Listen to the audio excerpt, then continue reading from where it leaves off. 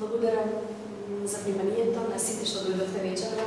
Се заблагодарувам на Домот на градежници, односно Домот на култура Кочо Рацин, кој што ме селектираше и ме вклучи во годишната програма Сектор за литературна дејност. И благодарам на соработниците вечерва кои што на драган модераторот Здравко, наш актер соработник и преведувач во случајов, кој што се дел од вечерашната програма и може да почнеме. Добро вечер на сите што денес го одвоивте вашето време со нас и со љубовитство очекувате да слушнете што сме ви подготвиле. Најпрво сакам да споменам дека овде вечерва ќе зборуваме за еден проект, феноменален проект, издавачкиот проект драмскиот превод во креативните индустрии, во реализација на Македонскиот центар ИТ продукција, со објава на 4 книги во македонски превод, а денеска ќе зборуваме за 3 книги во македонски превод, овие овде што се пред нас.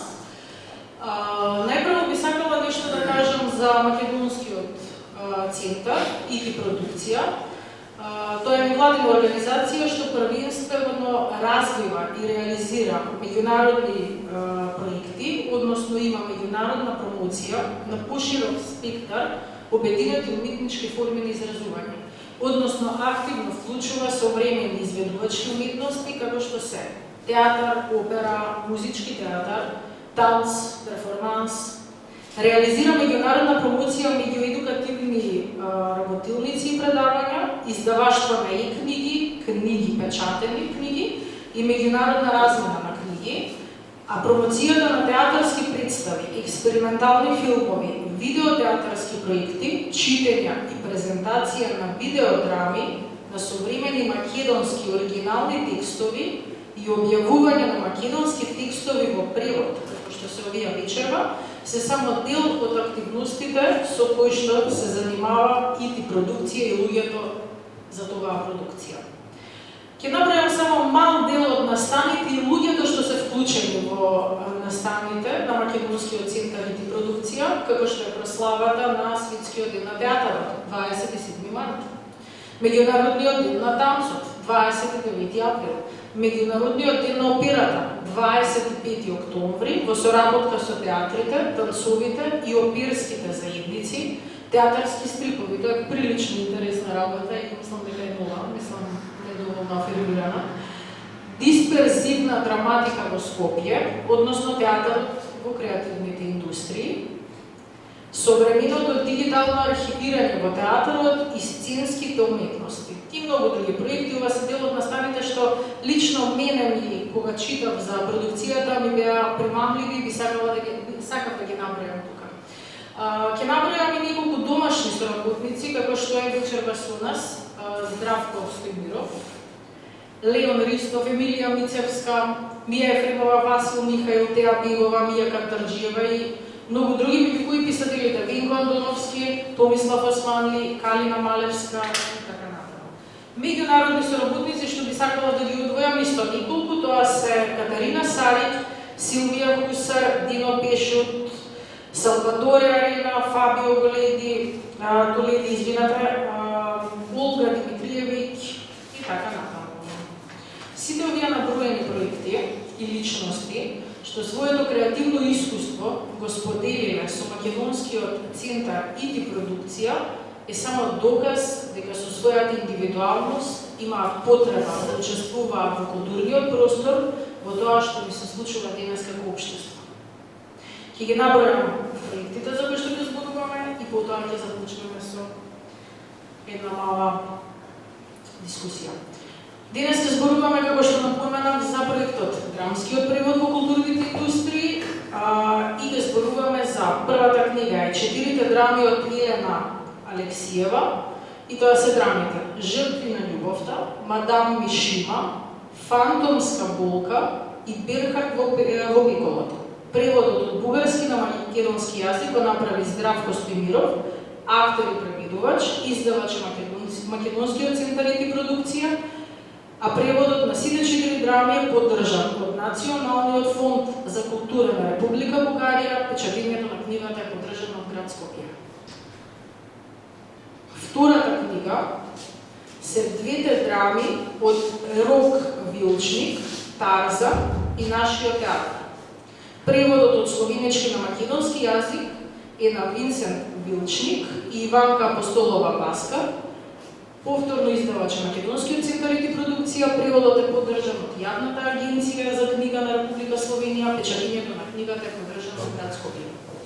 Третата книга, која што е тука, што ја гледате пред нас, се Кршливи каравани на Муанис Синановиќ, театарска поезија. Преводот од словенечки на македонски јазик е на Иванка Апостолова Баска, издавач на Македонскиот центар и продукција. Преводот е поддржан од Јавната агенција за книга на Република Словенија и печатењето на книгата го поддржа град Скопје. Па да почнеме. Прво ќе започнам со мојата лева страна. Здравко Стемиров. Здравко, здраво. Здравко Стемиров, актер и преведувач, роден во Битола. Театарски, филмски и телевизиски актер. Моментално работи како хонорарен и професионален актер на театарски, телевизиски и филмски проекти.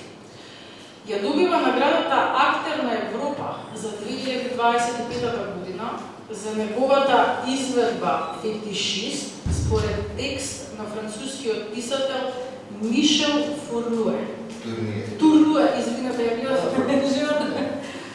во продукција на Народниот театар Битола. Има соработувано со именитни театарски режисери Мартин Кочовски, Нико Борчев, Себастијан Хорват и така натаму, Владимир Милчин, Софија.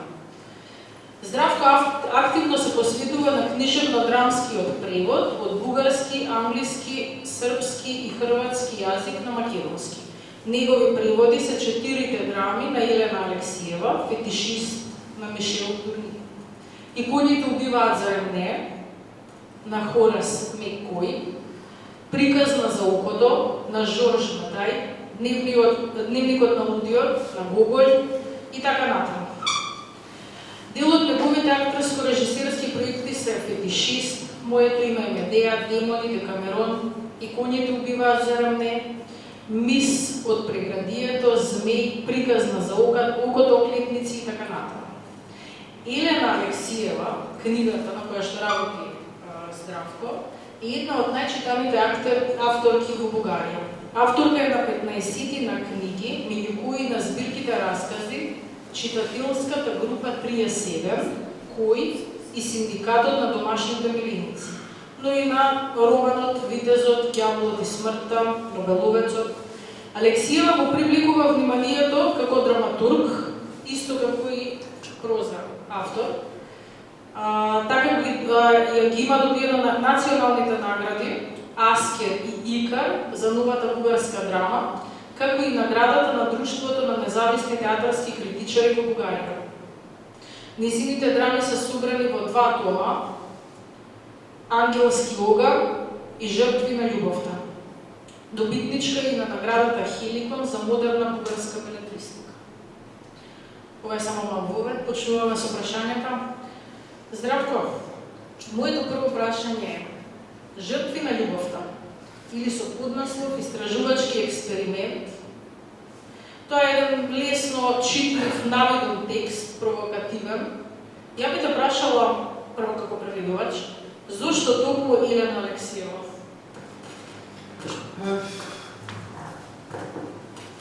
Зошто точно, немам некој конкретен одговор. Една од причините е затоа што е многу добар драмски писател и убаво е да се распространат нејзините драмски текстови и во нашата држава, во уметничките кругови. Во нашата држава има доста драмски писатели, има и драмски текстови, но многу ретко се поставуваат на сцените во институционалните театри. Во секој случај не мора само домашната драматургија да се следи, се разбира и светската драматургија. Еве, ние почнавме од поблиските соседи, да речем, на бугарска драматургија. Елена Алексиева е многу квалитетен драмски писател и за читање, и за работа. Така што причината е квалитетот, најверојатно. Па бугарите имаат добро. Да.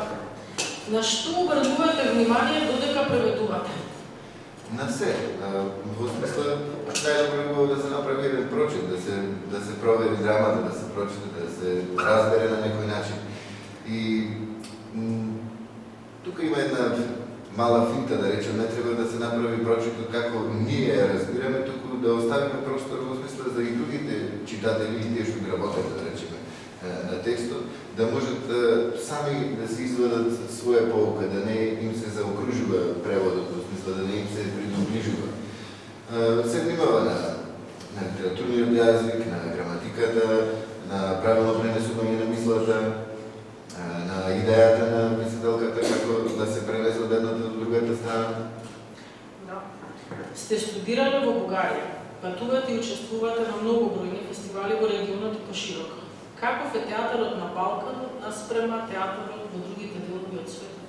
Вашиот вклучок. Не сум бил во многу делови на светот, односно театарот на Балканскиот полуостров е сличен на некој начин. Единствената разлика е што секоја нација поинаку си ја цени својата уметност. Кај некој е малку полоша, сега тоа е релативно. Оваа година има подобри представни проекти, наредната година има полоши, но горе-долу се тука. Има и нашите театри ги гостуваат нормално регионално, Бугарија, Црна Гора, Србија, Хрватска. Така што таа размена постои. И на некој начин сме, јазикот на театарот ни е скоро ист. Единствена разликата е во тоа како нивните ценители на уметноста си ја ценат домашната уметност. Кај нас, например, не се цени толку. Најчесто поминува профилактично, како на интернет беше многу добро и толку. Потоа нема некоја критика, нема ништо. Единствено нешто каде што може некој пик да се доживее, може би на фестивалот во Прилеп, во еден чернодарински, единствен таков во државата, кој за жал се наоѓа во така понезавидна ситуација заради затворањето на театарот во Прилеп. И единствено таму има некој момент каде целата, да речем, театарска фела на некој начин се концентрира во тие неколку дена од годината. Сите останати, како други меѓународни фестивали во државата, како Ристо Шишков, Мактар Неорока во Ресен, има и неколку нови, да речем, некои не се нови. Шекспир фестивал во Бузулот пред 9 или 10 години, мислам дека се 9, а може би се 10, затоа што една година немаше за време на правата. Отело, Гостивер, исто така фестивали за деца во Игор Маџиров во театарот за деца и младенци во Скопје,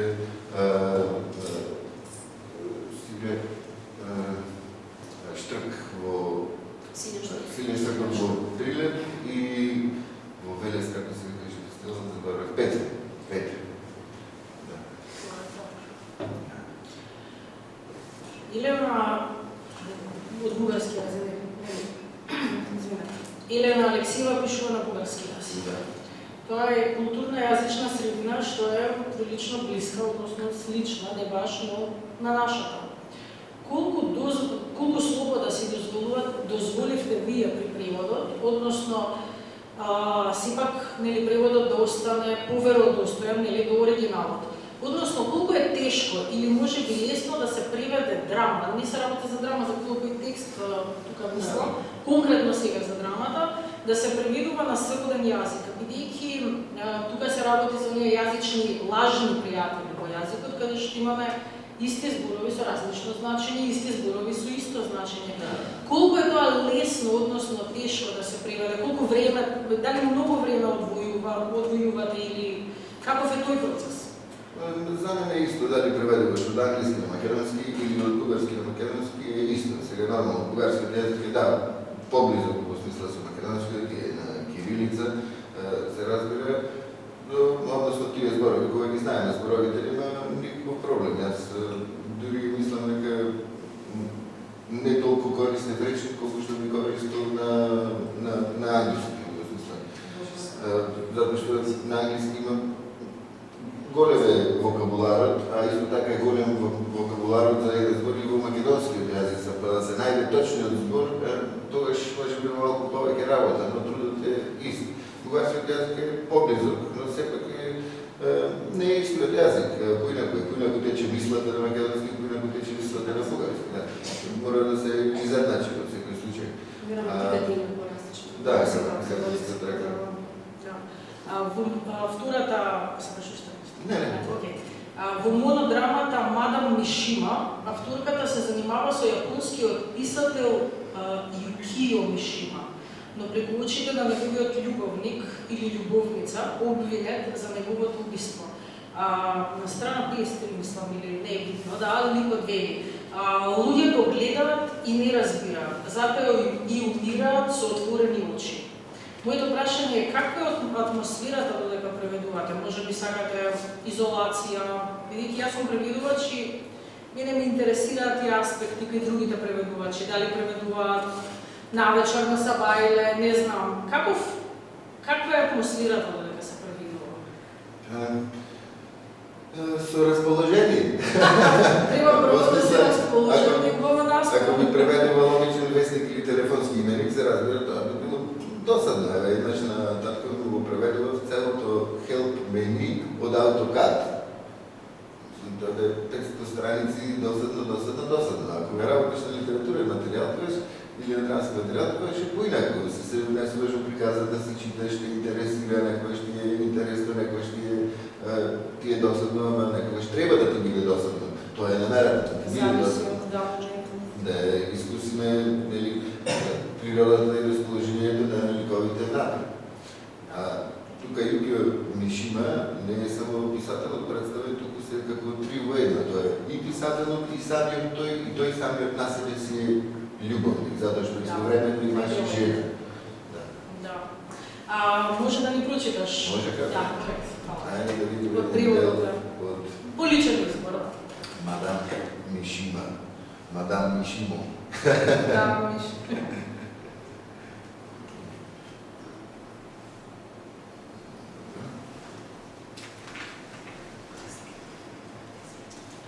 Добро во ред.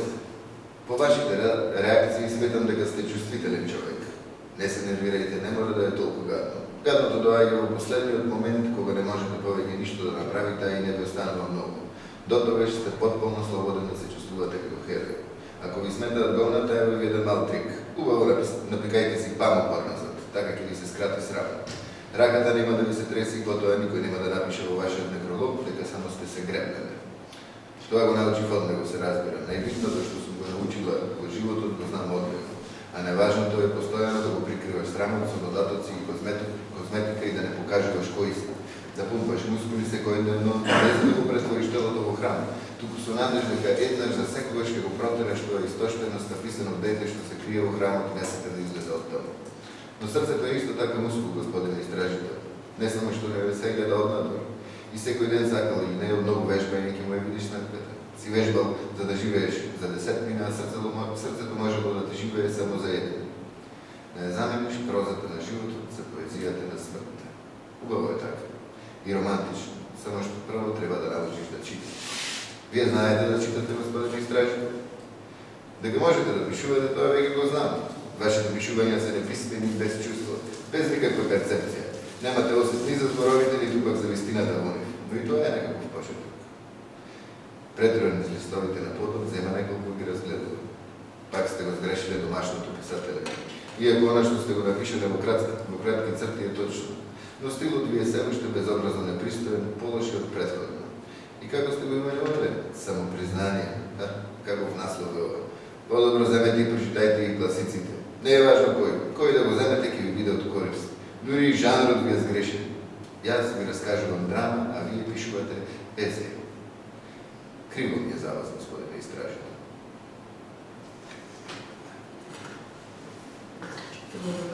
Тука разговараат за животот и за смртта.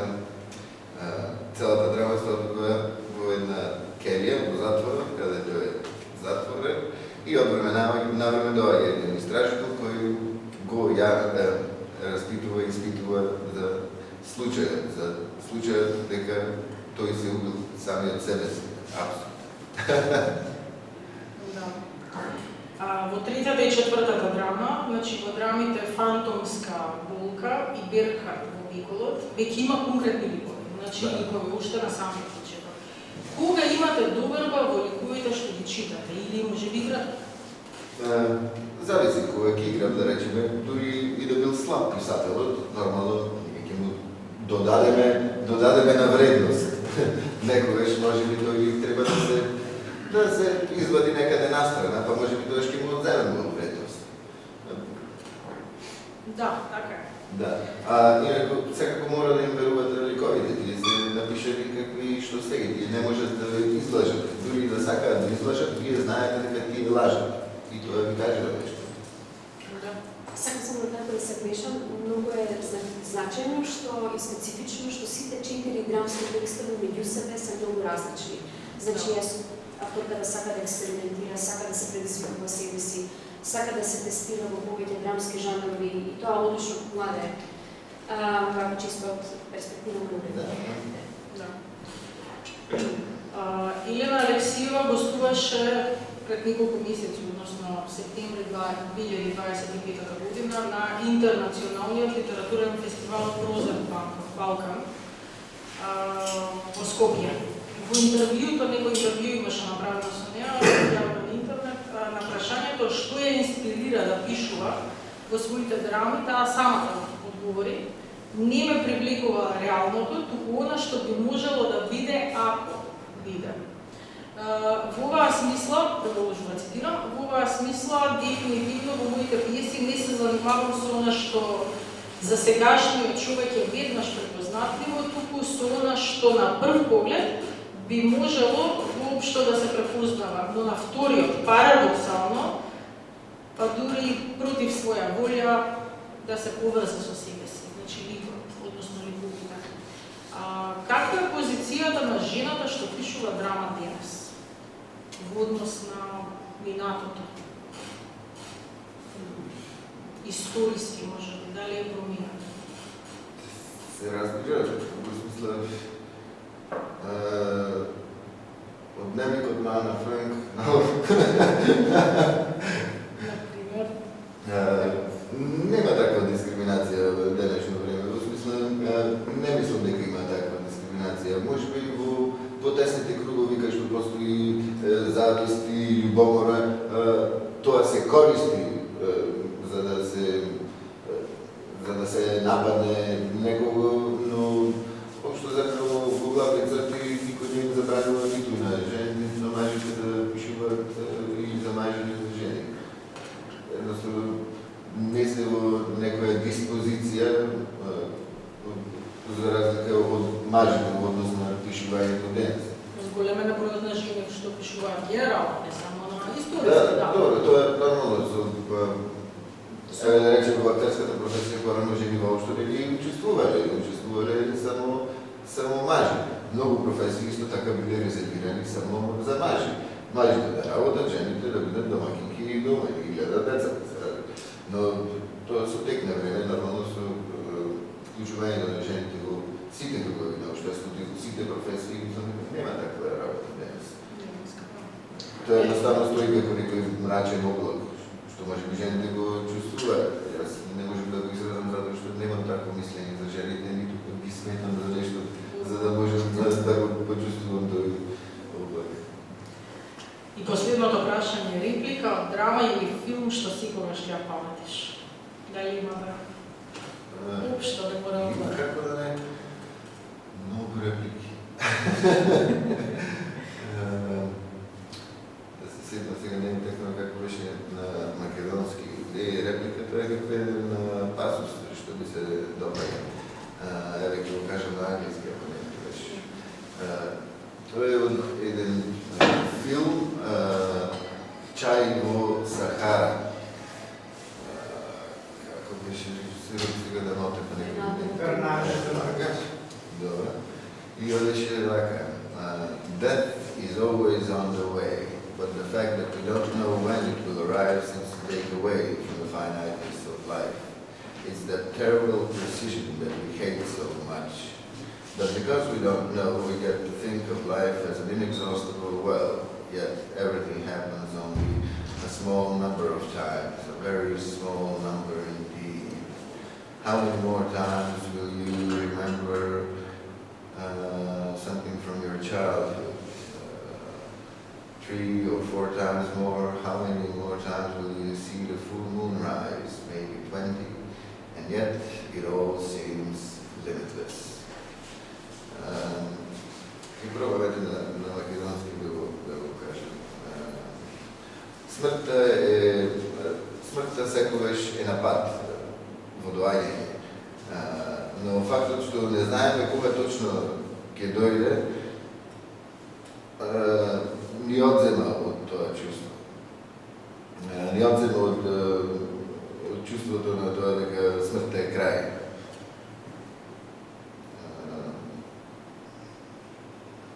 Но затоа што не знаеме, мислиме дека животот е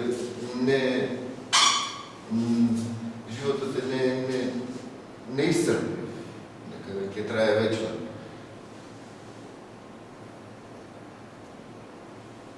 А сепак работите што се случуваат, не се случуваат толку многу пати. Еве, например, колку пати ќе се сетиме на некој чувство од детството, од текот на животот. 3 пати, може би 4 пати. Колку пати ќе видиме полната месечина на небото? Може би 20 пати, може би ни толку. А сепак се ни изгледа бесконечно. Фала ти. Контактот и обчел и текст. Сега додека ова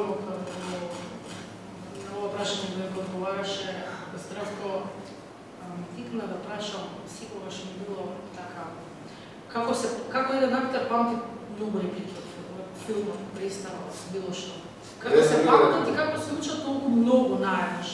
Песната актерска И просто го сеќавање. И колку време се памтат после тоа? Се памтат цел живот, нема проблем. Во смисла, некојаш ќе заборавиш нешто, јас некојаш се спремам за тотално друга представа, треба да почне представата и првото нешто ти доаѓа како што требаше да кажам и ти доаѓа некој текст. Ма некогаш да ти доаѓа текстот за представата која што треба да играш, ти доаѓа некој текстот за само друга представа. Затоа што е само почетокот на нештото и тебе ти доаѓа почетокот на некоја представа. Не е важно која представа играш во времето, ти доаѓа некој текст од некоја друга. Веднаш ќе се снајдеш нормално кој беше и каде беше. Здравко, ти благодарам за твоето време и... Еве беше уште една реплика, како живееш, како камелеон, се хранам од празен воздух и се хранам на воздух и празен ветување. Одлично, ти благодарам. Типично за нашата среда. Да, Авторска посета. Продолжуваме со втората книга. Од истиот проект, драмскиот превод во креативните индустрии. Втората книга, за која што прво ќе споменам, се двете драми од Рок Вилчник, Тарзан и Нашиот театар. Преводот од словенечки на македонски јазик го направи неговата ќерка Винсент Вилчник и Иванка Апостолова Баскар, издавач Македонскиот центар и продукција, а преводот е поддржан од Јавната агенција за книга на Република Словенија. Печатењето е поддржано од градот Скопје. Рок Вилчник е роден 1968 година во Марибор, во Словенија. Е словенечки писател, драматург, поет, автор и сценарист. Кариерата ја започнува како сликар, но поради повреда на раката се посветува на пишување и оттогаш работи како слободен уметник. Најпознат е по своите драми за деца и возрастни, за кои 3 пати ја добива наградата, круговата награда, која што е најпрестижна во Словенија за драма. 2 пати е прогласен за словенечки благороден комедиограф, пишува и за телевизија, каде што е коавтор на култната серија Нашата мала клиника, емитувана во Словенија, Хрватска и Србија. како и со повеќе од 200 други телепроекции, како што се убаво е да се сосед, тврдоглави, една благородна приказна и други. За своите културни достигнувања во 2014 година е прогласен со Глазеровата повелба од градот Марибор, бидејќи самиот име е роден таму. Тој е исто така и поосновач и автор на песни за бендовите Патетико, Папир и Плиш, а фронтмен и на групата Симпатико. Во 2024 година во Театар Комедија во Скопје поставен е неговиот драмски текст Тарзан. На приводот на неговите две драми Тарзан и нашиот театар споменав дека работеше неговата ќерка Винсент Билчник. Таа е преведувачка и славистка, родена е 1996 година во Марибор, во Словенија. Во 2020 година дипломирала на Филозофскиот факултет при Универзитетот во Љубљана на студии по јужнословенски јазици и русистика. 2 години подоцна магистрирала на Московскиот универзитет на катедрата за руски јазик, а моментално е докторантка на Институтот за македонска литература во Скопје. Ја подготвува својата дисертација на тема македонската женска поезија. Се занимава со стручни и книжевни преводи од јужнословенските јазици и руски јазик на словенечки јазик, како и со предавање на словенечки јазик за странци. Исто така пишува проза и поезија и голема љубителка на уметноста. Иванка Апостолова Баскар вечерва е со нас. Таа е од Скопје и е доктор на науки, односно ликовен антрополог. Само вработена во културата како книжевен преведувач, уредник, авторка е на и книгите и печатните книги, театарски стрипови, во потрага по изгубениот режисер, утописки сценографии, антропологија на искуството во театар и така натаму. Иванка е продуцент, менаџер, односно раководител на Македонскиот центар ИТ продукција, режисер на видео театарски проекти, визуелен драматург и предавач, односно конкретен професор, така, на ФАП. Своите постдипломски студии ги завршува во Љубљана во Словенија, преведува словенечки, хрватски, српски, босански, црногорски и англиски јазик на македонски. До сега ги превела драмите, односно драми, поезија и проза на повеќе книги, како што се, ќе набројам само неколку од авторите: Катерина Сарик, Миха Мацини, Мојца Кумердель, Маша Огризек, Клариса Јовановиќ, Евалд Флисар, Симона Семеник, Вит Адам Хрибар и така натаму. Од 2010 година живее и работи во Скопје. Бидејќи денес со нас Винсент Билчник не е овде, која моментално е на студиски престој во Белград, за драмите на Рок Вилчник, а потоа и за третата книга, односно Кршливи каравани, на Моанис Синановиќ, ќе зборувам со Иванка. Само накратко ќе ја представам и третата книга, може. Кршливи каравани на Моанис Синановиќ е театарска поезија, преводот од словенечки на македонски е на Иванка Басар, издавач Македонскиот центар ИТ продукција и печатењето на книгата е поддржано од град Скопје, а преводот од Јавната агенција за книга на Република Словенија. Иванка, добро вечер. Како се чувствуваш после добро преведена книга? Како се чувствувам? Обично. Обично, вака, олеснето. Затоа што една од најмако трпните опрески работи во културата е кога преведувате. Посебно кога треба добро да преведете и да испочитувате, како се вика, авторска изборна суштина, али или другото да се справите со предизвиците што се ги задавате, не?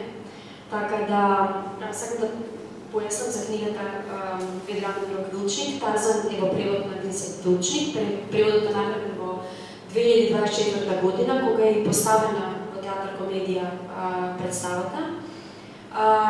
Ние го објавивме нејзиниот превод без интервенции на лекторот театарски, кој што правеше известни адаптации заедно со преводувачот. Меѓутоа, ние го побаравме изворниот превод на Винсент и за девојка која што е родена во Словенија, многу добро го владее јазикот, прави некои минорни грешки кои што до крајот на нејзините студии и докторски истражувања во целост ги искоригира.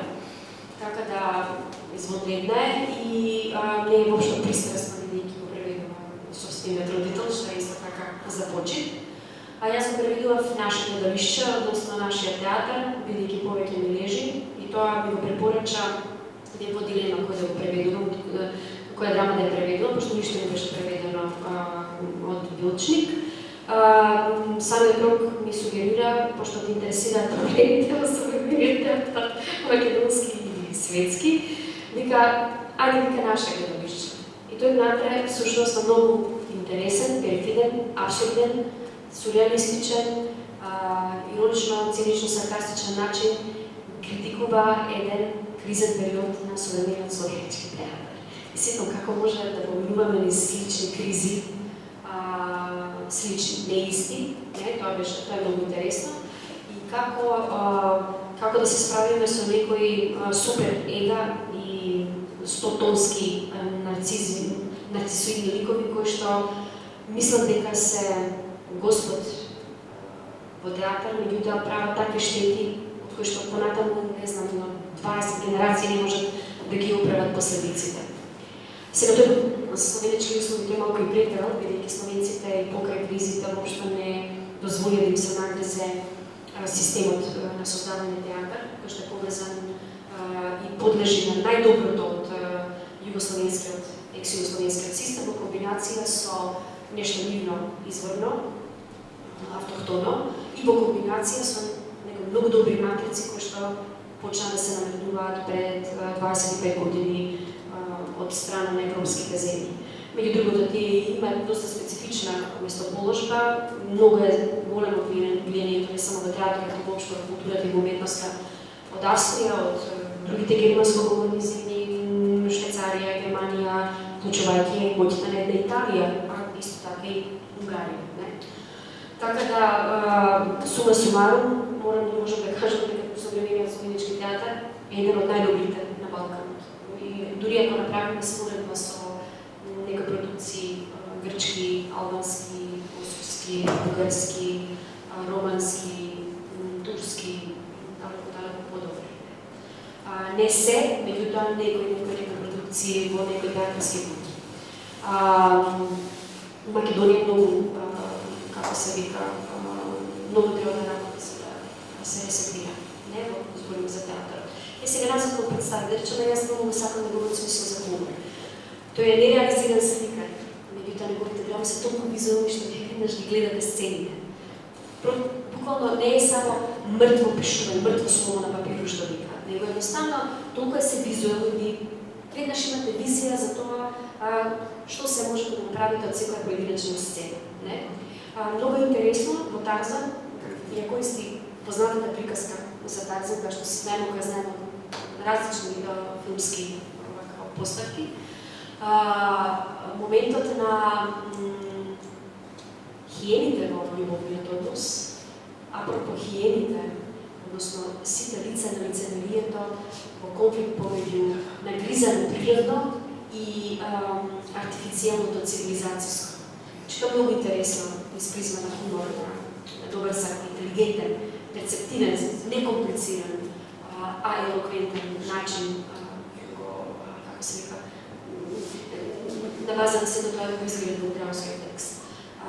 Наше гледалишче, како да ви кажам, мислам, буквално земал најмалку 10 архетипи театарски, кои што постојат во класичниот театар светски и домашен, во модерниот класичен театар светски и домашен и во современиот, сите ги препознаете, само што тие функционираат во помалку или во послаби или во подобри работни услови, системи и околности. Ето тоа е. Тоа ми беше второто прашање, само да се надоврзам. Колку е во тој поглед тешко да се пренесе неговиот хумор од словенечки на македонски, јазично? Бидејќи се тотално различни словенечкиот и македонскиот хумор. Е предизвик јазикот, значи треба да се задржи хумор, не треба да се ампутира хумор, така? Меѓу другото, јас понекогаш имам на првото преведување правам дозирани буквални преводи, за да можам потоа да ги обојам при вториот превод, односно вториот текучен превод, што што и самата знаеш, некогаш и трета преведувачка авторка го оживува буквално превод. Значи мора да се види да го прилагодите квалитативно на македонскиот јазик, меѓутоа да не се убие стилот, да не се убие духот, да не се убие виталноста и изворноста на авторот, не? Дефинитивно. Може ли да издвоите 3 работи без кои не можете да преведувате? 3 работи. Како го преведувам, Што користиме? Значи, краток превод работа во тишина. Потоа тишината почнува да ме фрустрира и препорачувам да истестираат колеги преведувачи. Има милион вариации на тема, звук на морски бранови или со сати снимени, или звук на дожд кој што врне по 3-4 до 5 сати снимки, да видите како ве смируваат и ве подобруваат концентрацијата, односно да прочистуваат од она агонична состојба дека времето брзо истекува, а вие сте многу поспор во преведувањето, за разлика од темпото кое што сте го зацртале, го планирате и дедлајнот пред вас. Значи, ја облажува фрустрацијата и станувате многу по-продуктивен. Се губи осет за време, односно на ограничувачка временска работа. Тоа е словеначко време. Ајде, мислам Тоа е словеначко. Словенечка звук на морски бранови и звук на дожд, на дожд. Да. Рок Билчник е прецизен мајстор на критиката, во собствената драма, како е да е само критичен дека пишува. Навито многу лесно ги демистифицира локалните проблеми, глобалните екзистенцијални точки, но малце кога ќе подразмислиме е премногу темелен. Јас сам нешто ќе ви кажам Драгана, сега да не ми изови мислата, да речем, он со други зборови, но и ги презира снововите театарски. Например, посебна инспирација имам се театарски сновови, како да се нападнат на интелигентен, духовит, сензибилен начин. А ги има дилијета со лопата секаде, театарските сновови. Моето прашање е дали довербата во драмските писатели се создава преку нивните драми, конкретно сега за овој, или општо, или според начинот на кој ние ги читаме нивните текстови? Не знам како да го разберам во прашање. Дали довербата во драмските писатели се создава преку нивните драми или преку нашето исчитување на нивните драми? Дали ги читаме површно, како ги читаме, како влегуваме во драмскиот текст? Прво вака.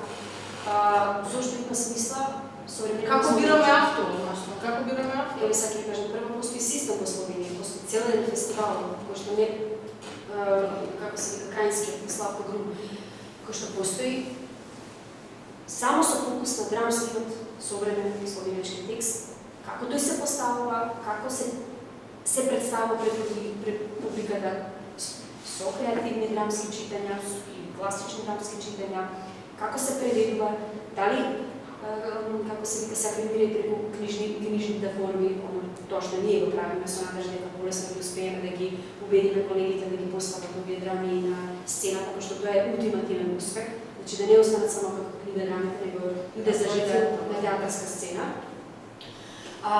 Таму никогаш не престанува да се послабуваат драмски текстови, како што и самата знаеш, значи од нивните класици до модерни класици современи. Некој можеби чекал 2-3 години да дојде на сцена, меѓутоа секогаш се отварала шанса, како што и треба да биде, треба да им се даде шанса и да се истестира како тоа комуницира и функционира пред публика. За разлика од кај нас, каде што еве во ништо, никој не се поставува, со исклучок на последните 2-3 години, кога ете некое поместување се случува и моментално сведочиме на најави, а еве пред некој ден екипата се собра за да постави, да речеме, современ текст на една Ева Камчевска девојка, која што е родена до 70 години, и ред некои други имиња кои што дали заслужено или незаслужено бидат инсценирани во текот на оваа сезона, нека бидат поставени да видиме како тоа функционира. Знаете, нели, и да видиме што те ќе предизвикува, ќе предизвика и кај публиката, меѓутоа кај колегите кои што пишуваат. Едноставно, како да ви кажам, значи последните 10-15 години Војна Чернобински постои со исклучок на последните 4 години, постои без вреднува овако современи продукции, што не базираат на ниеден македонски современ текст. Една година имаше како така беше некоја фора, предности беше посветен на Стефановски, предност како и би имале поставки на негови текстови. А друга До сега да ми имале предност. А друга македонска драматургија нема. Нема, да. А единствената македонска драматургија што се поставува моментално е Црно земе, Црнила, сега чекаме македонска крвава свадба по 368 пат. Значи некако на проверени карти, на сигурна карта се игра. Мислам, тоа се сепак класици, веќе модерни класици. Меѓутоа, каде се современите луѓе, родени драмски актори, родени во 70-тите, во 80-тите, во 90-тите години, мислам, Или од регионот, живеат регионот. Постојат академии, произведуваат нови генерации и потоа по завршувањето на по дипломирање не постојат веќе тие млади луѓе како драмски актори. Зошто? Да, еден податок што има во Словенија, пример за театар, конкретно, но тоа се случува во сега аспект на уметноста, значи сме живееле таму и знаеме на терен ова. Например, ако сакате да купите карта за во драмски пример, за во словенечки театар или детски, тие се распродадени веќе 2 месеци унапред. Значи има и публика која што ги бара нивните автори, така што едносно друга критика има исто. И така натаму значи тоа е анализа кој што е различен, да. Значи се постојат активни театролози, се постојат активни театарски критичари, покрај сите проблеми во критиката, нели? Постојат сите драмски автори, некој ги поставува, постојат режисери, постојат овако писмени актери. Писмени. Тоа се како една машинерија, во смисла еден обичен часот некако ги нема сите делови, значи нормално дека нема да функционира кој што треба. И уште нешто, постојат не копи-пейст театри, него постојат различно профилирани програмски репертоар од театри, нешто што во Македонија недостатно. Да, убавно е прашање. Ќе се префрлам на... Уствари, дали може да прочитаме дел од некој изводок што го одмразам? Немам нешто многу избрано, ајде да видиме. Што се? Тарзан. Да. Тарзан, што ќе ми каже Тарзан.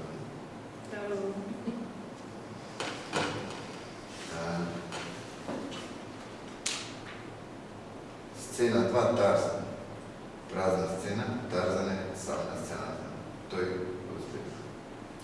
Не кажувам сцена Джейн, дека павијаните сега ми се најдобри пријатели, дека го најдов Бумба во саваната со отсечени пивни, дека Чаркан беше одведен во кафес, дека се повеќе луѓе доаѓаат, мерат и наблюдуваат, пишуваат и си кимаат меѓу себе, а од другата страна на џунглата веќе брмчат булдозери.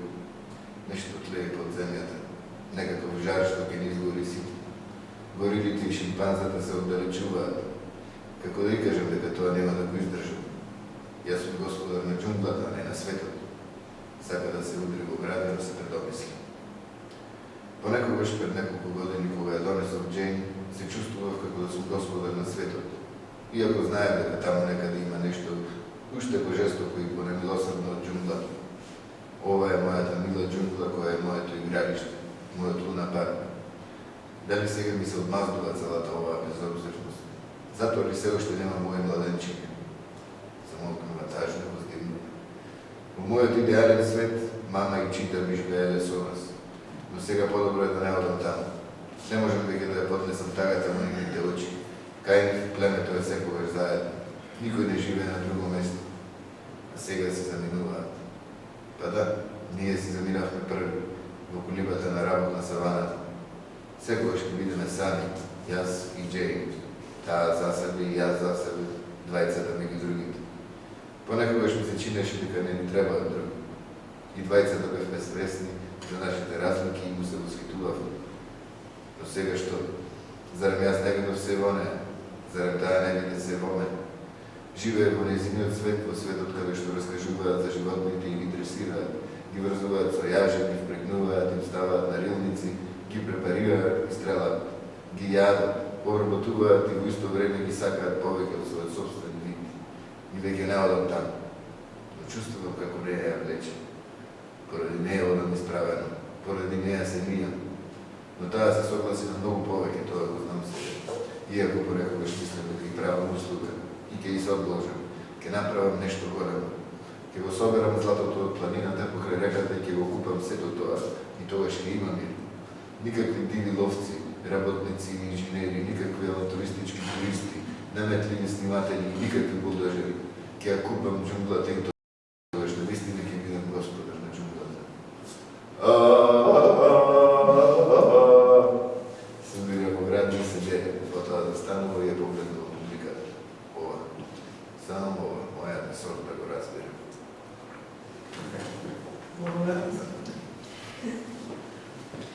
За книгата Кршливи каравани на Моани Синановиќ. Сакам да те прашам, зошто одлучи да преведуваш драмска поезија? Прво, Моани се, како се вика, современ словенечки автор со босанско потекло. Јас за прв пат се запознав со неговата поезија кога учествував во Љубљана на летен програм за мултијазичен превод во организација на фондацијата Место книжевност Љубљана, град на книжевноста, со одличен ментор од Универзитетот од Ајова, каде што од сите ние учесниците бевме задолжени да предложиме домашна, како се вика, поезија и да ја споделиме со колегите и материјалите да ги преведеме на наш јазик. Така да и на англиски, и на македонски, во случајот како и колегите од другите земји, англиски, шпански, хрватски, англиски и така натаму. И тогаш словенците ми го предложија Моани Синановиќ и јас бев просто фасцинирана и имав за време на истиот престој можност да гледам една цукрарна во Љубљана, много отворен дом на култура, една гениална изложба која што целата подлежи и е инспирирана од негова поезија.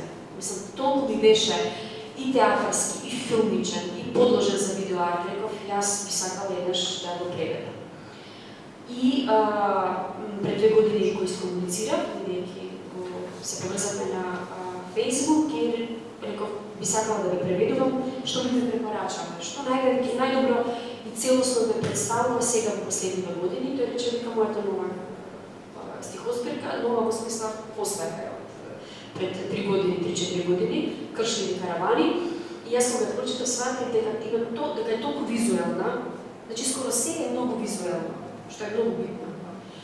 Толку е визуелна, толку е податна за театарски драматизација и адаптации, не само за филмски, што некој дали ќе ни дадете за право во контекст на нашиот проект да е наречен театарска поезија, дека да слободно, дека се сложува, односно интересно на дополнување ми се допаѓа, рече човекот.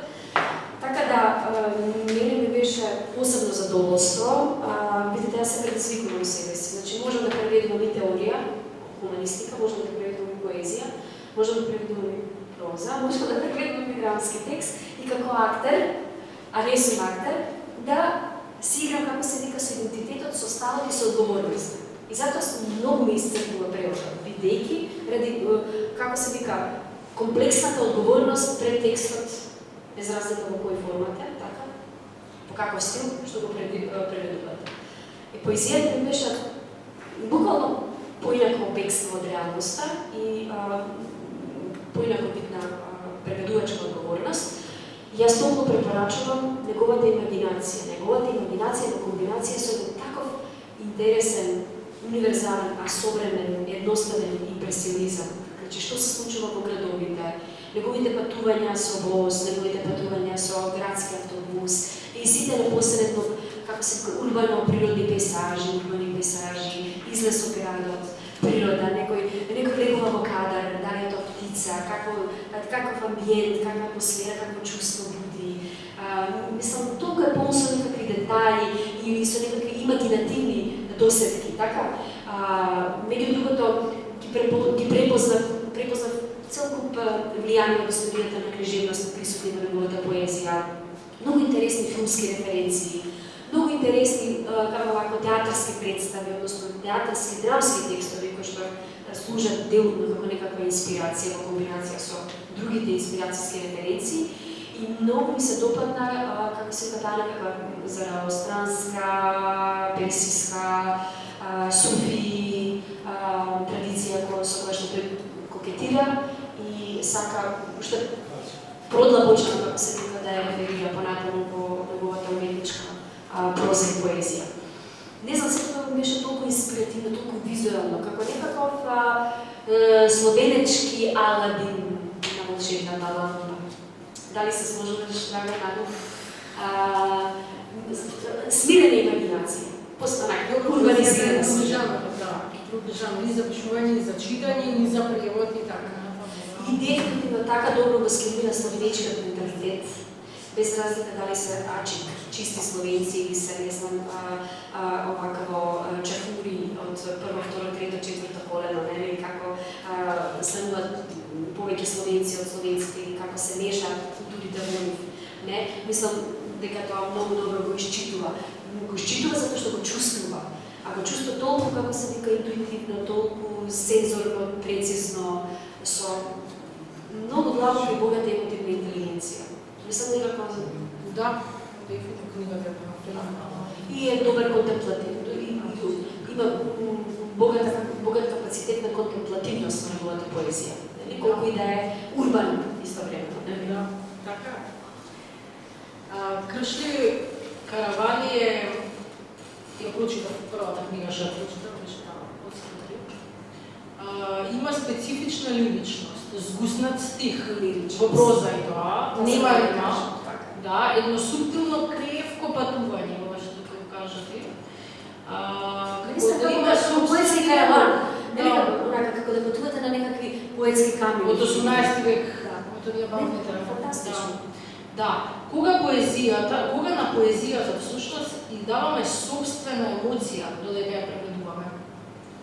Па јас мислам дека, во случајот со Кршли Каравани, мислам дека веројатно има нешто во воздухот што велат, не за џабе сум се фасцинирал уште на времето од Боанис, не за џабе ми дојде моментот кога дадов конкретна иницијатива да го преведуваме, и не за џабе Кршли Каравани, едноставно се пополни со некој ми пополни некакви празнини во таа боланската година. Значи имаше многу дупки, веројатно, затоа што сум дали луѓе кои што се на сите страни, во 10 професии, работа, мултитаскинг, на крај сте, како се вика, како истрошена крпа. Но во моментот кога почнав да го преведувам, едноставно почнав да ги пополнува думките, празнотиите, пресушеноста, неинспирираноста, безидејноста, ве напојува, почнав да ме напојува. Значи толку е несебичен, толку е широк како автор, толку метафизички комуницира, овако буквално, нели? Онака црно-бела комуникација, и она метафизичка, кога тој ми ги отвара неговите, ме напојува со неговите светови. Практично ужива, да не кажам, додека го преведувам. Онака да се радува. Да, тоа значи дека книгата те бара тебе, или може ли ти книгата? Ти си поетеса и може би попрецизно може би поврзано, да, поврзано е. Дали поезијата конкретно на истиот поет е некаква, може би е некаква форма на еколошки, духовен еколошки активизам кога се преведува, нели? Не е само начин на живот. Дали оваа книга е поставена, има изложба? Дефинитивно е, меѓу другото е и тоа што го кажуваш. Па да, така делува, да. А има ли поставено, дали е може би поставена некоја негова, мислам според книгата во Словенија? Не, затоа книга, че е превезен. Дури ни во Словенија, само изложба. Се уште не во Словенија, ви тоа гледате колку ставуваат, колку ги користат неговите стихови за уметнички изложби, за перформанси ги користат, така? Ги користат за документарен филм, ги користат за креативни поетски читања, обоени со различни мултимедиски, како се вика, додатоци. Значи, еве може би нашиот следен, еден од нашите следни видеотеатарски проекти би базирал на драматизација и адаптација на неговите, на селекција од неговите поетски Да, тоа е друго читање на поезија, друг тип на читање на поезијата во драмски контекст. Затоа што би било многу визуелен. Значи, дека препознавате сцени, ситуации, кои што одлично може да селектирани, одлично може да функционираат во една театарска продукција. И театарска представа на сцена.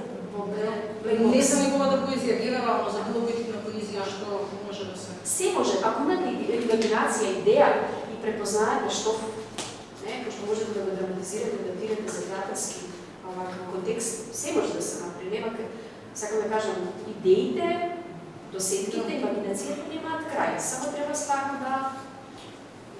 да се отворени, не? Да. Може да прочитаме нешто? Може. Една песна на прозор. Стави го искуството на масата, меѓу свежото овошје. Употреби го најдобриот парфем, појави се најрано. Биди ревностен запишувач, вежбај кошарка, слушни го звукот на мрежичката кога топката минува низ неа и продолжи реченицата кога треба, за да ја скратиш во обратната пропорционалност. Никогаш немој да спиеш. Спиењето е вратучетка на смртта. Никогаш да не спиеш, освен тогаш, кога довербата е доволно силна за во сонот да влезе доброто, со превес, низ струи духот на парфемот, сличен на твојот парфем на дрвјето, тревете, морето и генерална ношта. Во сонишната отровот ќе се одбеди од сладкото, да чекаш на пазарот под свештеното сонце трпеливо, со полупразен желник, да бидеш на фреквенција на кит со своите муштери, да им веруваш на купувачите повеќе отколку на заводниците и непријателите. Односот меѓу трговецот и купувачот е ист, да не ги испушташ молитви, на санрак да заминуваш кон другиот крај на пустината, да ја тиеш патеката од месечини и звезди, да ги совладуваш мускулите што ќе старуваат се понемоки, да се препустиш на ноќната бања локада во која ќе бидат твоето тело и светот во исто време, да ги доживуваш искуствата и колку што е можно помалку да се дружиш со другите трговци, колку што е можно поретко да погледнуваш во нивните маси, да продолжиш.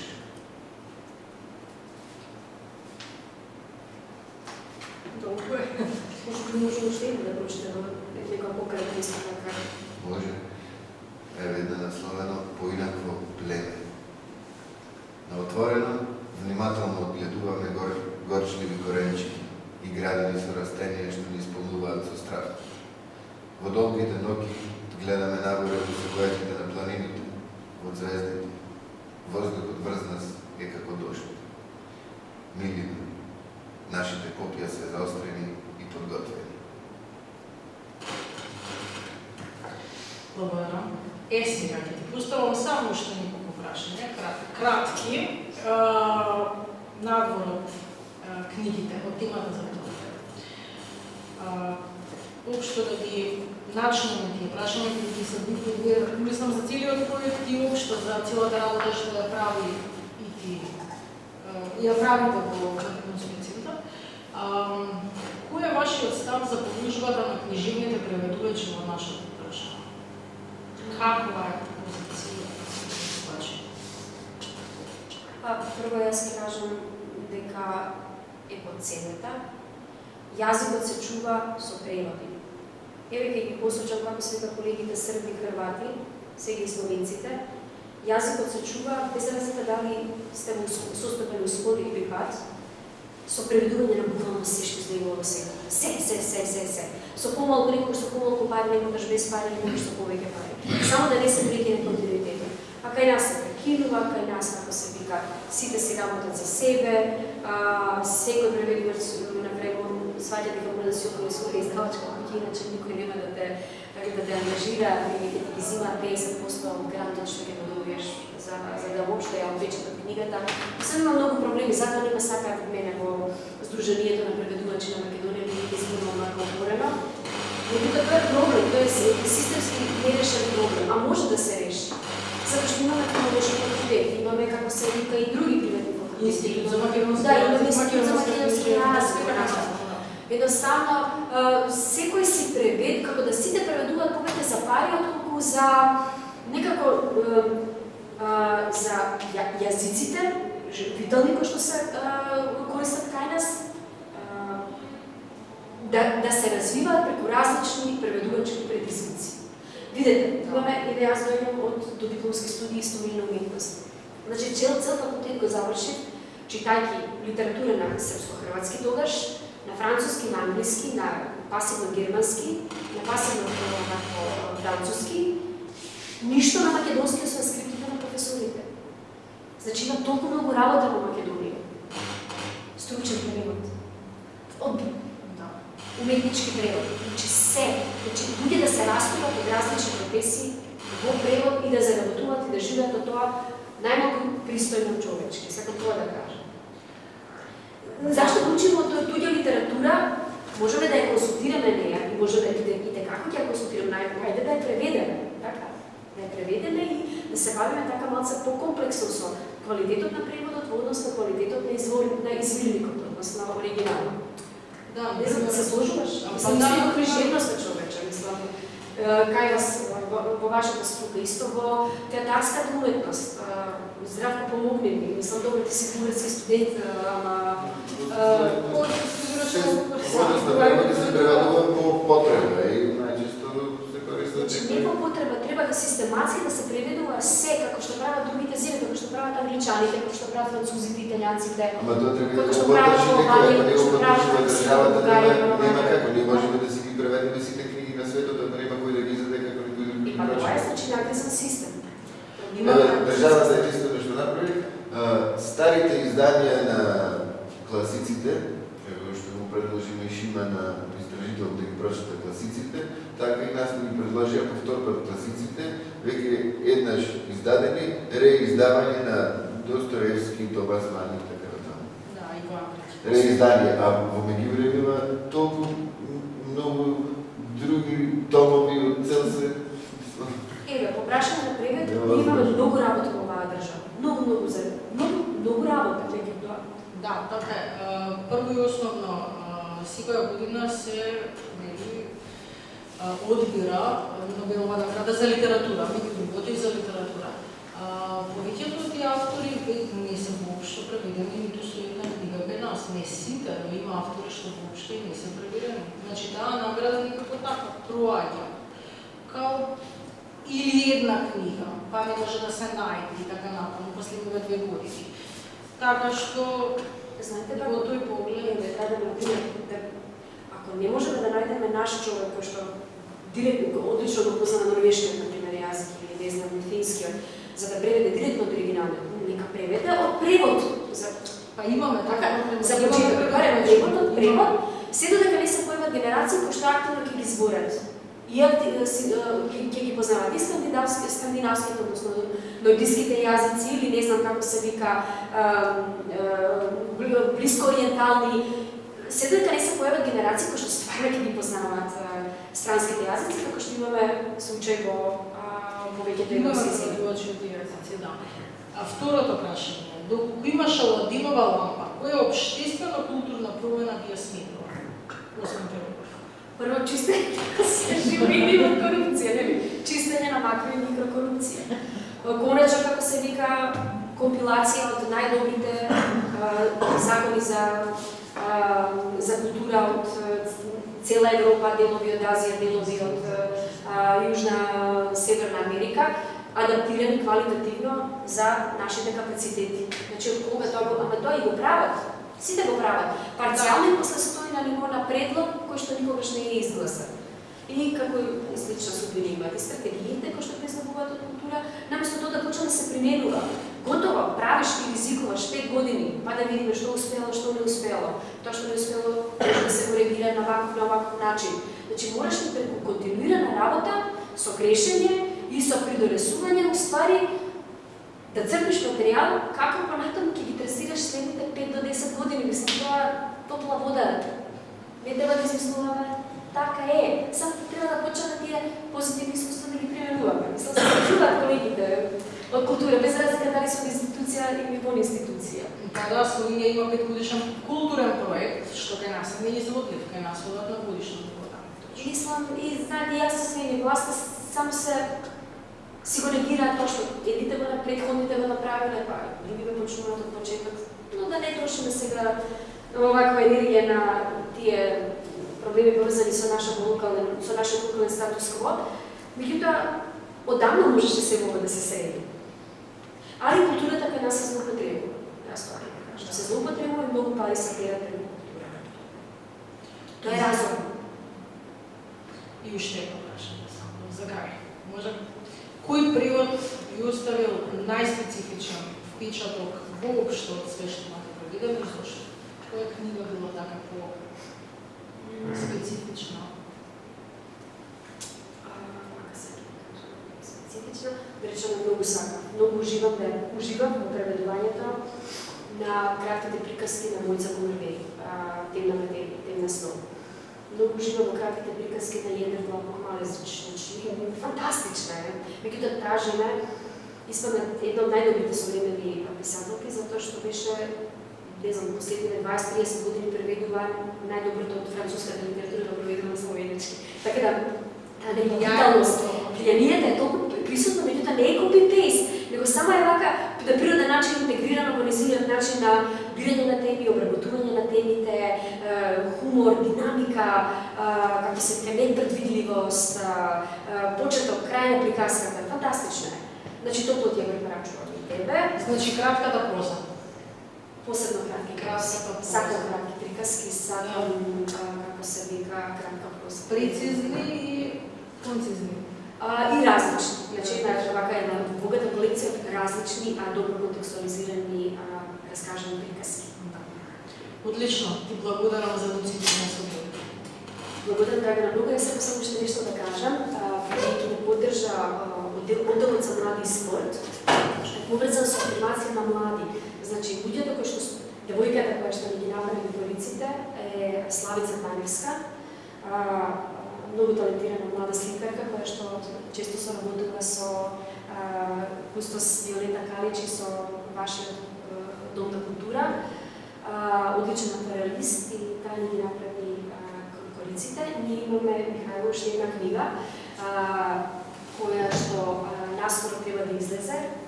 Односно, не ни се исплатени средствата од град Скопје, така да направивме само за град Скопје премиерот си го печат, но ќе направиме уште една промоција само за таа книга.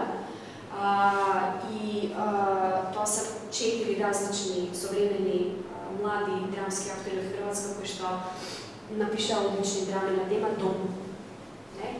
И што се може да произлезе од таа тема.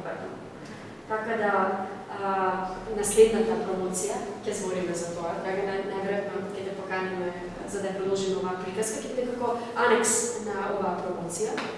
И сакам уште нешто да кажам, дека бидејќи немаме доволно хард копи примероци, имаме за вас баркодови, односно достапни електронските изданија. Па можете да си земете примерок и да за достап до истите и да си ги прочитате книгите. Тоа го носим со нас, бидејќи паралелно направивме електронски онлайн изданија на книги. Благодарам многу. Истина вас. Дали имаат прашање од публика? Дали имате нешто сега да прашање? Нема? Секогаш кога треба да има прашање од публика, не се прашува на крај. Се прашува на почеток. Мислете за некое прашање. Па во текот на дискусијата, ако се сетите за некое прашање, да си запишете на белешка и кога ќе дојде моментот да не сака некој да праша нешто, одма имаме некој што знае. Што да праша?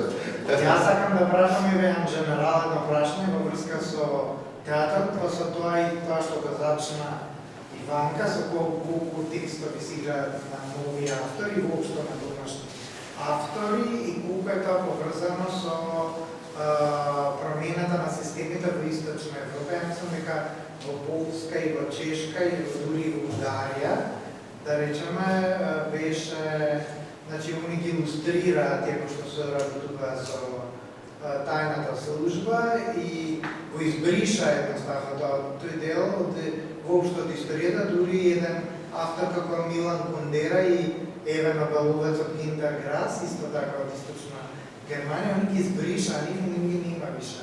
Значи, они ги подкажувале колегите, не знам, си обезбедувале на себе благопријатен живот и света, и да е читано, колку мислиш дека затоа што немаше такви, затоа што не се спроведе лустрацијата кај нив како што треба, колку ние живееме сега од последиците на неспроведувањето на таа лустрација. Тие лоши моменти што ги спомнавте се должат на тоа што да речеме кај нас ни еден културен работник, ни еден творец од сите тие што соработувале со тајната служба, ни еден не беше лустриран, не да речеме вика дека Милчин, дека судот за човекови права, да речеме во Страсбург, дека не му ја поништил лустрацијата, не е точно. Значи, тоа се уште постои случај, јас ги прашав ми и пуша судот за човекови права во Страсбург не е за да утврди дали некој треба да биде лустриран или не, него дали процесот на илустрацијата бил спроведен спрема закон, да речеме, на не би ги замешали од нивните креативите и светла, и за тоа е, значи, тој. А тој не е да каже дали некој илустриран или не, нели да е конкретно за него, да речеме, ми каже дека има докази и дека тие докази предоставени и дека они не мислат дека он не би требало да било илустриран. Па јас, Игор, само ова ќе ти кажам, бидејќи тајните служби од секогаш многу се мешале во се што се случува во Македонија. Значи, тие направија 4-5 да се предоминантни, а години поминуваат, нови генерации се појавуваат. Никој, што викаат словенците колеги, добро ме Иванка, вика 30 години број да вика, освен за Горан Стефановски, за Дејан Дуковски, вика не чувме за ниеден друг македонски или од Македонија современ драмски автор. Како е тоа можно? Просто не е возможно, луѓе, знаете. Значи, тоа се тие некои синтетики кои што испаднаа дека се помогнат.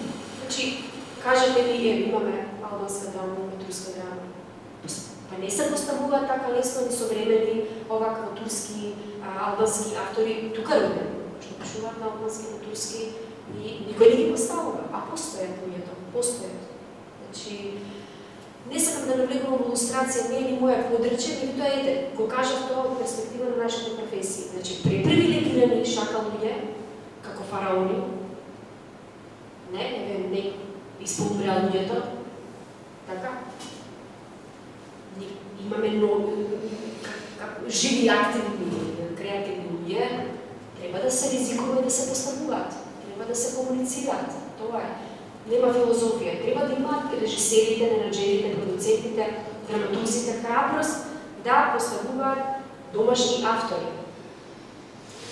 Ако се послабили генерации, ќе предизвикаат подобри. Тоа е константните причини и последици. Една состојба предизвикува друга, предизвикува нови генерации кои што ги коригирали, подобриле нешто. Мислам, тие природни процеси во некој во Македонија да ги попречува. Еве, преку театарот тоа посебно се гледа. Не се кочат природни процеси, само тоа ќе кажам. Тоа кога го споделив во еден разговор со Драган Жилотинов, тој рече одлично формулирано, кочање на природни процеси. Македонците сме махери за тоа. Толку може да кажам. Јас сега ќе спомнам еден пример од Коча Рацин знат, бидејќи јас сакав за скопско лето да поставувам дженки и ги добив правата и како се вика и пари и света, ама ете така се случи да не имаше да се постави од Елфрида Јеленик и сега гледам дека се постави драмски театар. И баш ги прашав, значи Марија Зиндел, она одговорила за предок, викам дали они ги добиле воопшто авторските прави, вика ги добија, вика, ама за 2024. Значи они ја поставија тек сега и во меѓувреме, значи никој не може тоа чекање ништо да направи. Значи тоа треба да има закон, кој за таа година се постави. Игор, само ти кажам, значи не е проблем они да ги доплатат, затоа што нека може преку рута да патуваат во Словенија. Значи без покриени авторски права не може да излезеш од земјата со на гостување. Затоа многу представи не гостуваат кај нас, бидејќи можеби тоа веќе се коригира. Али многу често во минатото без авторски права, само во Македонија ќе поставиш представа, не репризи, толку не може да излезе представата. Не све, цензорите ќе те фатат. Ќе те фатат веднаш. Има луѓе кои што следат што се случува во светските театарски и градски представи, ако плагираш костюмографија, сценографија, одма ќе реагира. Одма ќе попречи процес. Значи, само ние сме изолирани од се. Ние сме изолирани од се. Например, исто пред мене повеќе од 10 години ја добив авторски права за Маркиза Значи, они ги покрила, значи си доплатила? Да, јас ги најдов и фондација, ми го испратија од Америка еден професор, ми го испрати текстот, значи не по имейл, него во писма ми го испрати, многу доцна ми стигна писмата, меѓутоа добро, и после тоа јас гледам дека негде после месец и пол после тоа се поставува таа представа во драмски театар, Владо Цветановски ја поставаше, меѓутоа он беше без авторски права и само 4 пати се изведе, ги фатија. Значи, како се ти јас мислам, јас сум сигурен затоа што еден колега ми рече дека фактички поштата некој ни ја проверува и ни ја зема. Значи, ја мислам дека едноставно текстот таа варијанта немаше онлайн и значи дека некој писмото друго. Земала и еден мој колега ми би го отворили, после тоа го ископирали, но... Знаеш како, нека крадат идеи, ама пред нека направат нешто добро, нели? Али со крадење на идеи, нема интегритет понатаму, како се вика, резултатот, односно, нели, финишот на уметничкото дело. Затоа е подобро секој да се држи и да се справа со собствените идеи. Без разлика дали успешно или неуспешно ги реализира. Некако поверието према тебе и према енергијата со која што комуницираш со публиката. Така да, не знам, ако има нешто срака да кажам како практичар, како актер, како многу талентиран актер, многу одговорен и професионален со работа, нешто што е ретко, меѓу актериве наши. Така да, еве, ако имаш свој соопитувања, ти си повеќе дипломат, да речеме, пред вакви прашања и ти по-дипломатичен си. Многу длабока дупка таму, нема смисла да одиме. Врнеш и дош по-сигурно ќе биде многу кал. Еве и Здравко е еден од многу талентирани, паметни, образовани млади актери кои вработени. Кај не одат така во државата тие работи, одат поинаку. За жал. Онака колку по-талентиран, успешен, со видливи успеси толку показни, системот е казан. Да речеме и деца и помладни пастири кои што можеле да придонесат нешто, но не им било дозволено. Едноставно немале шанса да... Јас имам среќа во мојата професија да работам, зашто јас не се криев, во смисла не чекав правилна улога, не знам, добра шанса. Работа се што ми дојдеше при река, во смисла не одбив работа никош. Сега сакам нешто да кажам, со времето на интернет има уште некои и со оваа тенденција покрај сите кризи светски што се случуваат за интернационализација на театрот во Европа, што е одлична шанса. Значи, еве, постои, како се вика, нашите млади режисерки добиваат награда во Бугарија, а со тоа им се отвора татарскиот пазар во Бугарија. Заборавам како се вика наградата за млад театарски режисер. Значи, тоа е одлична шанса, каде што Тамара Лани доби сега, но уште една режисерка Тамара и го заборавив презимето. Во Русе, да. Шкаров, не. Билјана Радиновска. Слави Шакаров. Билјана Радиновска сега има премиера на мама сцена во СНБ драма. Нема, значи, ќе си се слоѓат, ќе си људите. Сега се поотворени работите, пред интернет ќе си понудите предлог, проект, текст, за 2 години напред. Да, и ќе се чекате, може да имате среќа ќе влезете во репортаж. Тоа е, Македонија е затворена. Режисери им даваат шанса, иначе... Ана Батева, ја имам исто така успешна продуцентка и режисерка која што живее во Бугарија. Имаме неколку добри актери што живеат и работат во Србија, Ацо Поповски живее и работи на релација, Хрватска, Словенија. Значи, тоа е излезот во интернационална активност, не е тешко, голема е конкуренцијата, меѓутоа кога ќе ги успее по-објективно. Знаете, тоа е коректно. Во Кршеви каравани имаше едно писмо што ми остави впечаток и баш сте на добра за социјиот разговор денес. Ја прочитам 3 стиха само. Можеш да се подпреш на силен, нежен виор, а најмногу што можеш е да живееш напривено. Како хајку. Ви благодарам